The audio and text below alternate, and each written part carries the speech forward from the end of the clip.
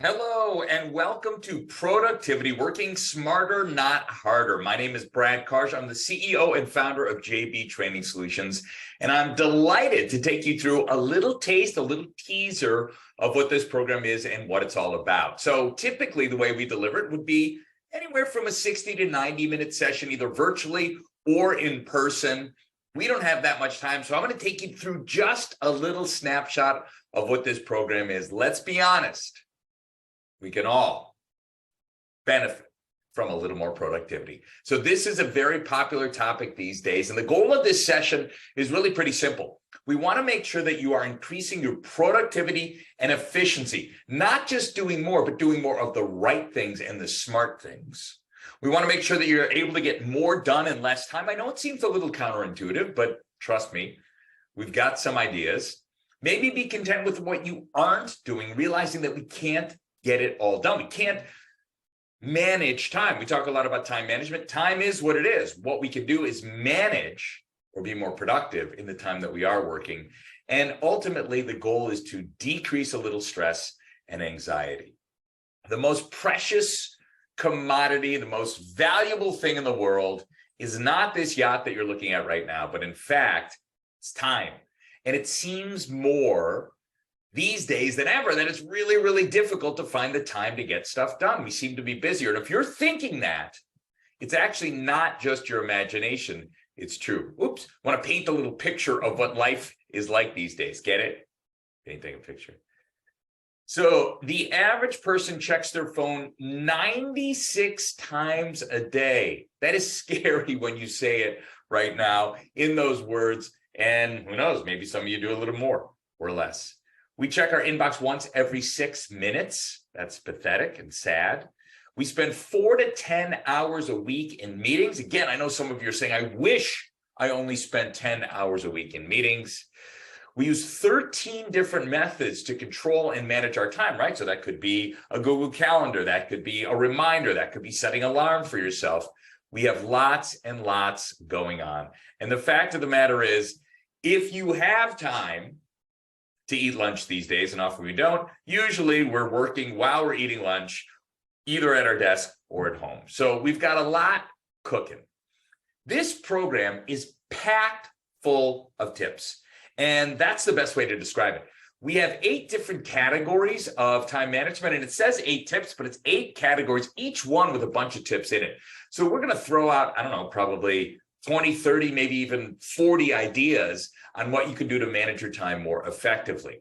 The goal is not that you accept each and every one of those, because some of the ideas we might throw out, you'll say, hey, Brad, I'm already doing that to increase my productivity.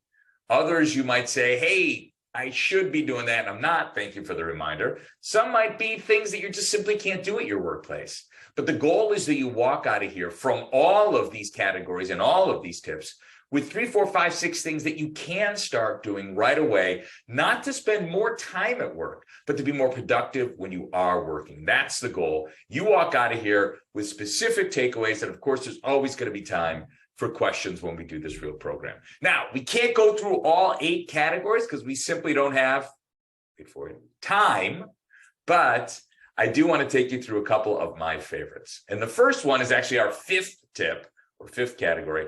And that is what I call catching energy waves.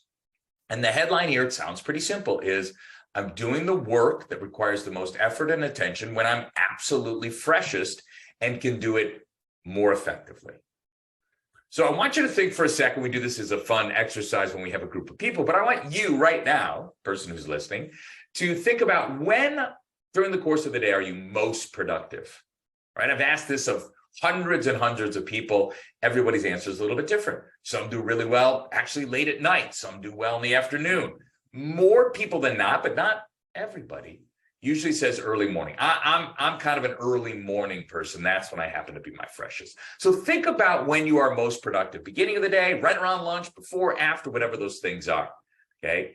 And what you want to try and do then is capitalize on those energy waves. So this is a typical person. It's not even actually me, but think about your day as follows. How can I make sure, and I can't always do this, but how can I make sure that I'm focused on the most difficult things, the things that require the most attention when I'm freshest. So we talk about your day in 3 ways. We talk about how you can start your engines. That's kind of getting you going in the morning. Then we talk about supercharge. That's what I'm doing, the really tough stuff.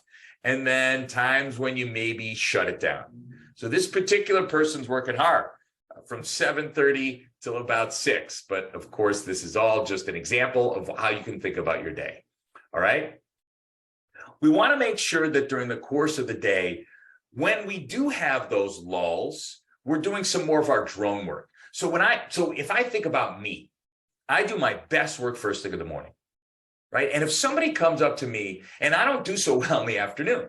So if somebody comes up to me and says, hey, Brad, there's this strategic document we want you to take a look at. I know that if they hand that to me at 4 in the afternoon, it's going to take me like 2, maybe 3 hours to work my way through it. And I might not even do a great job.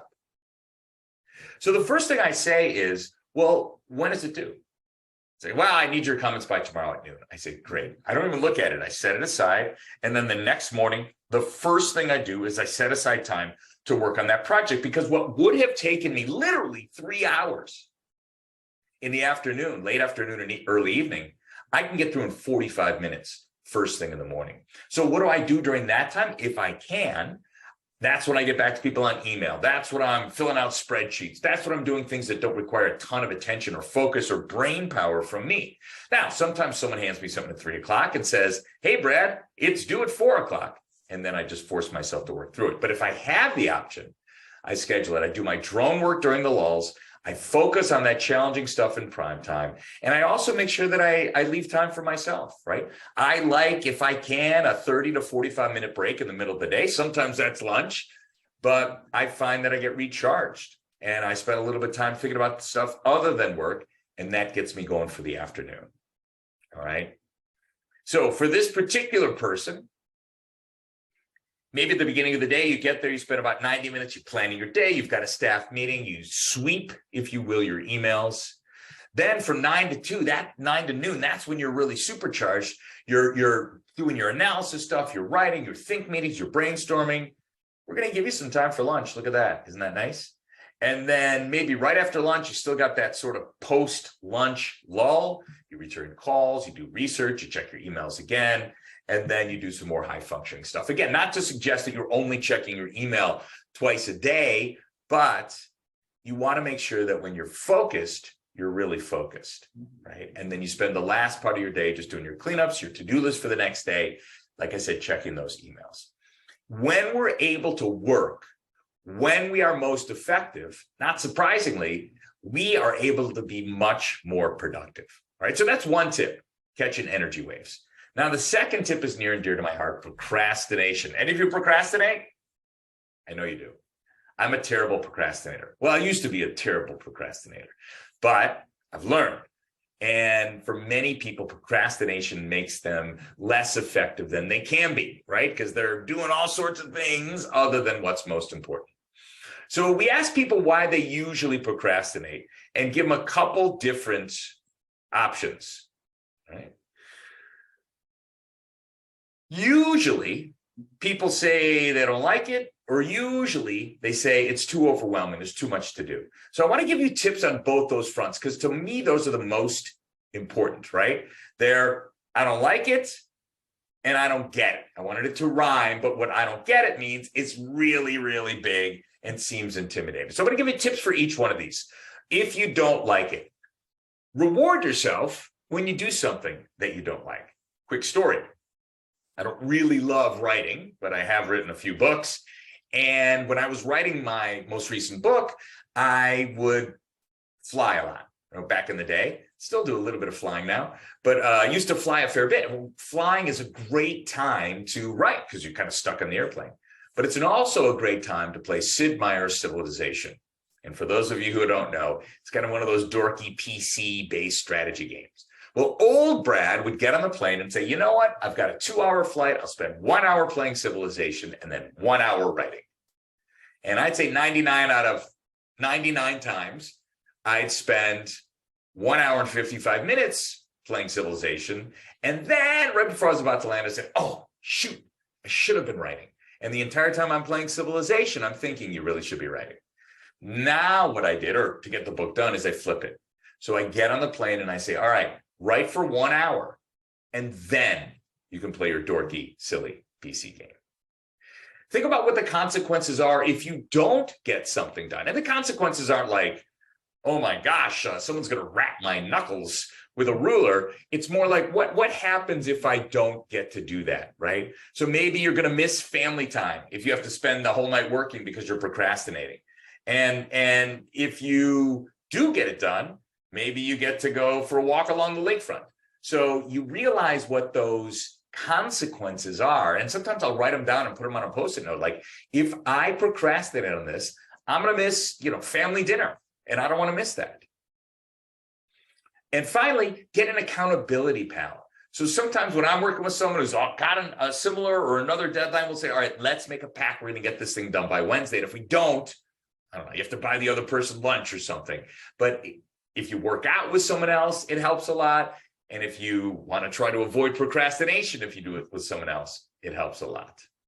All right, so that's if I don't like it. Now, what if it's a little overwhelming? This is a great tip. Break it down.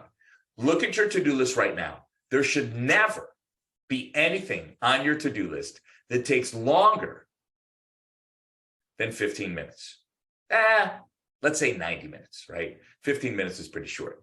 Let's say 90 minutes. Nothing on your to-do list should take more than 90 minutes. And if it does, then you got to break it down.